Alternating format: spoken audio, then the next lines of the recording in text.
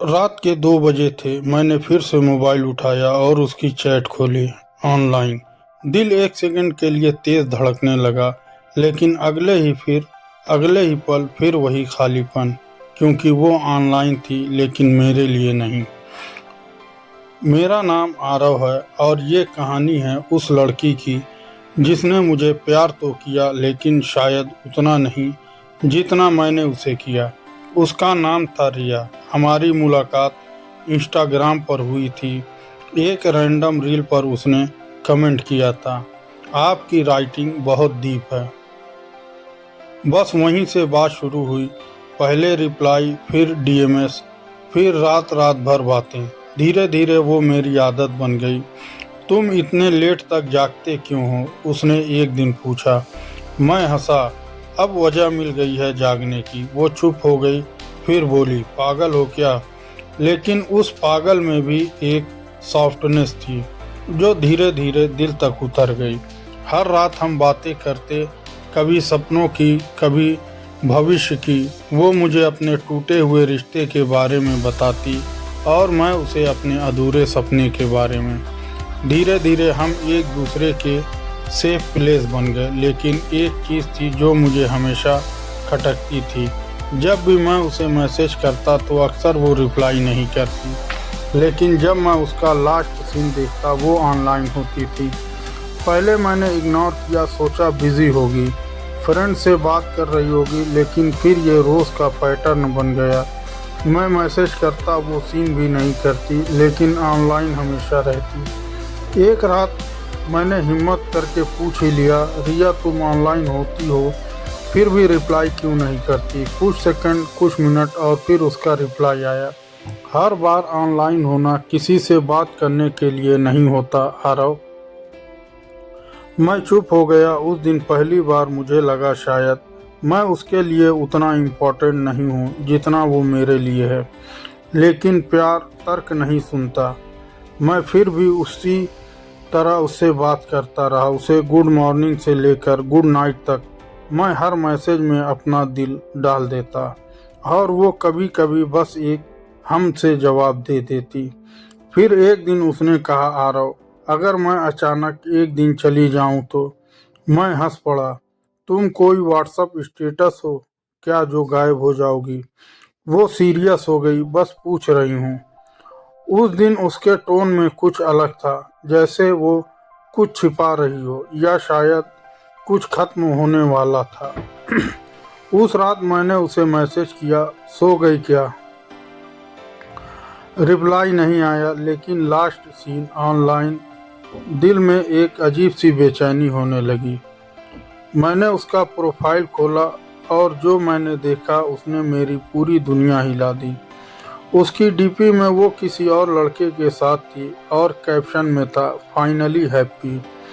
मेरे हाथ कांपने लगे। दिल ने पहली बार इतना दर्द महसूस किया। मैंने तुरंत उसे मैसेज किया, रिया ये कौन है? लेकिन रिप्लाई नहीं आया।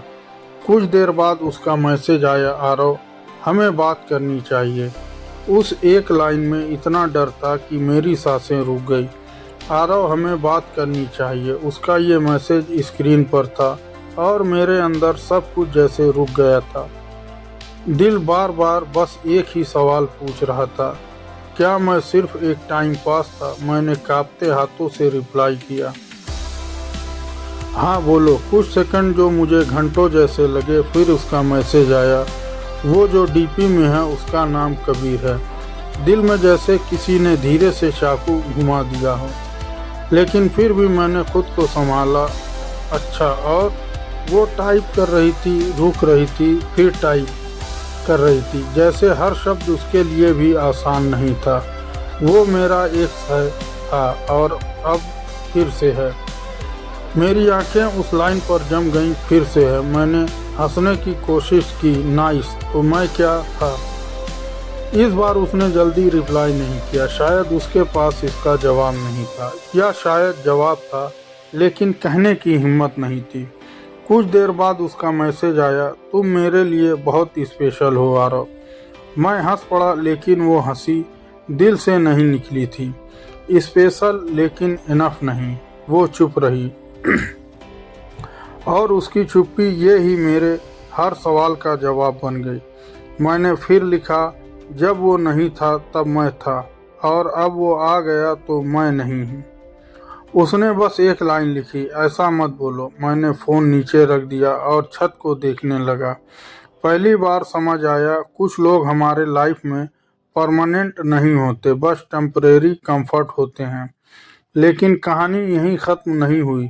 अगले कुछ दिनों तक मैंने खुद को उससे दूर करने की कोशिश की।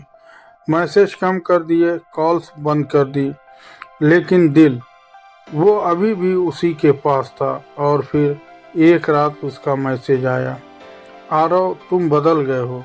मैंने तुरंत रिप्लाई नहीं किया। फिर उसने लिखा, पहले तुम बिना बोले समझ जाते थे, पर अब बोलने पर भी नहीं समझते। मैंने गहरी सांस ली और लिखा, पहले तुम मेरी थी, अब नहीं हो। कुछ सेकंड फिर उसका रिप्लाई, मैं कभी तुम्हारी थी ही नहीं, बस यही सब खत्म हो जाना चाहिए। लेकिन कहानी में अभी एक और ट्विस्ट बाकी था। उस रात करीब 3 बजे मेरा फ़ोन बजा, अननोन नंबर। मैंने उठाया, हेलो। उधर से एक लड़के की आवाज़ आई, क्या तुम आरव हो? हाँ, लेकिन आप कौन? वो बोला, मैं कबीर हूँ। मेरे हाथ ठंडे पड़ गए। रिया का कबीर। दिल की धड़कन अचानक तेज हो गई। हाँ बोलो। उसने जो कहा, उसने मेरी पूरी दुनिया को उलट कर रख दिया। तुम्हें जो लग रहा है वो सच नहीं है आरव। मैं चौंक गया। मतलब? वो बोला, रिया ने तुमसे झूठ बोला है। मेरी सांस अटक गई। कौन सा झूठ? कुछ सेकंड की खामोशी और फिर वो मेरे साथ वापस नहीं आई। मेरे दिमाग में जैसे सुन्न हो गया। लेकिन उसकी डीपी कैप्शन, वो बोला, वो सब फेक है। फेक? हाँ, क्योंकि वो मुझे नहीं, खुद को कन्विंस कर रही है। अब मेरे अंदर डर और कंफ्यूजन दोनों बढ़ चुके थे। सीधे सीधे बोलो कबीर, बात क्या है? उसने एक लंबी सांस ली और कहा, रिया तुमसे दूर इसलिए जा रही है क्योंकि वो तुम्हें खोने से पहले खुद को खत्म कर रही है। मेरे हाथ से फ़ोन लगभग गिर गया। क्या मतलब? कबीर की आवाज़ भारी हो गई। रिया गंभीर बीमारी से लड़ रही है आरव। दुनिया अचानक रुक गई। मेरे कानों में बस एक ही शब्द गूंज रहा था, गंभीर। क्या? क्या हुआ है उसे? कबीर चुप रहा, फिर धीरे से बोला, उसके पास टाइम बहुत कम है। मेरी आंखों से आंसू अपने आप गिरने लगे। अब हर चीज़ समझ आ रही थी। उसका दूर जाना, उसका कोल्ड बिहेवियर, उसका मैं कभी तुम्हारी थी ही नहीं। वो मुझे छोड़ नहीं रही थी, वो मुझे दर्द से बचा रही थी। लेकिन अब बहुत देर हो चुकी थी। उस रात फ़ोन मेरे हाथ में था, लेकिन हाथ कांप रहे थे। कबीर की बातें अभी भी कानों में गूंज रही थी। उसके पास टाइम कम है। मेरे अंदर एक ही आवाज़ आ रही थी, मुझे उससे बात करनी है, अभी इसी वक्त। मैंने तुरंत रिया को कॉल किया। 1 बार, 2 बार, 3 बार, लेकिन नो आंसर। मैंने मैसेज किया, रिया प्लीज़ बात करो, लेकिन रिप्लाई नहीं आया। Last seen online. दिल जैसे टूट कर भी उम्मीद कर रहा था, शायद वो उठाएगी, शायद वो कुछ बोलेगी। फिर अचानक उसका मैसेज आया, आरव क्या कर रहे हो ये सब? मैंने बिना सोचे लिख दिया, क्योंकि मैं सच जान चुका हूँ। कुछ सेकंड, फिर टाइपिंग, फिर रुक गई, फिर टाइपिंग। किसने बताया? कबीर ने, बस। उसके बाद 2 मिनट तक कोई रिप्लाई नहीं आया। फिर एक लंबा मैसेज आया, तुम्हें नहीं पता था तो अच्छा था आरव। मैं नहीं चाहती थी कि तुम ये सब जानो। मेरी आंखें भर आई। क्यों? उसका रिप्लाई आया, क्योंकि मैं तुम्हें उस दर्द से बचाना चाहती थी जो मैं हर दिन जी रही थी। अब सब साफ था। मैंने लिखा तो इसलिए तुम दूर हो गई, इसलिए तुमने मुझे इग्नोर किया, इसलिए वो फेक डीपी। उसने जवाब दिया, हाँ, मैं चाहती थी कि तुम मुझसे नफरत करो, ताकि जब मैं चली जाऊं तो तुम्हें उतना दर्द ना हो। मेरे आंसू अब रुक नहीं रहे थे। मैंने कांपते हाथों से लिखा, क्या तुम पागल हो? प्यार ऐसे ख़त्म नहीं होता रिया। वो बोली, इसलिए तो ख़त्म कर रही हूँ ताकि तुम आगे बढ़ सको। मैंने तुरंत कॉल किया। इस बार उसने फ़ोन उठा लिया। रिया, मेरी आवाज़ टूट रही थी। उधर से बस हल्की सी आवाज़ आई, तुमने मुझे इतना छोटा समझ लिया कि मैं तुम्हारे साथ ये सब फेस नहीं कर सकता।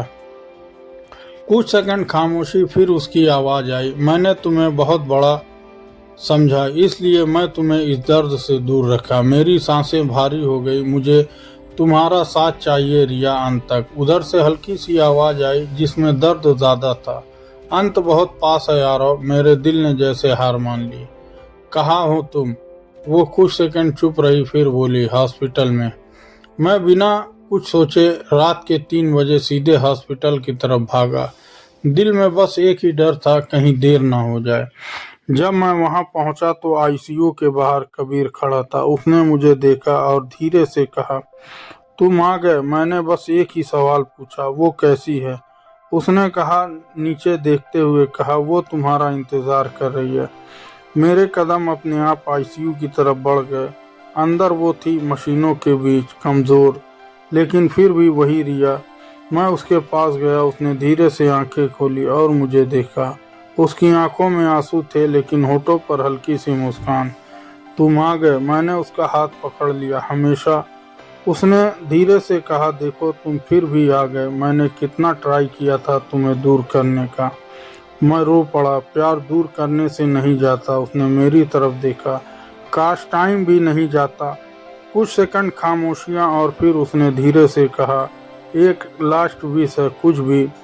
जब मैं चली जाऊं तो मुझे भूल जाना। मैंने सिर हिला दिया। ये मैं नहीं कर सकता। उसने मुस्कुराते हुए कहा, तो फिर मुझे याद करके जीना। उसका हाथ धीरे धीरे ठंडा हो रहा था। मैं चिल्लाना चाहता था, समय रोकना चाहता था, लेकिन कुछ कहानियां पूरी नहीं होती, बस खत्म हो जाती है। उसकी सांसें धीरे धीरे कम हो गई और फिर मॉनिटर पर एक सीधी लाइन आ गई, उस दिन मैंने उसे खो दिया। लेकिन कहानी अभी यहीं खत्म नहीं हुई। आज भी हर रात मैं उसकी चैट खोलता हूँ और देखता हूँ, लास्ट सीइंग लॉन्ग टाइम एगो। और तब समझ आता है, कुछ लोग ऑनलाइन तो होते हैं लेकिन कभी हमारे लिए नहीं होते, और जब होते हैं तो हम समझ नहीं पाते। प्यार सिर्फ साथ रहने का नाम नहीं है, कभी कभी प्यार छोड़ देने का भी नाम होता है।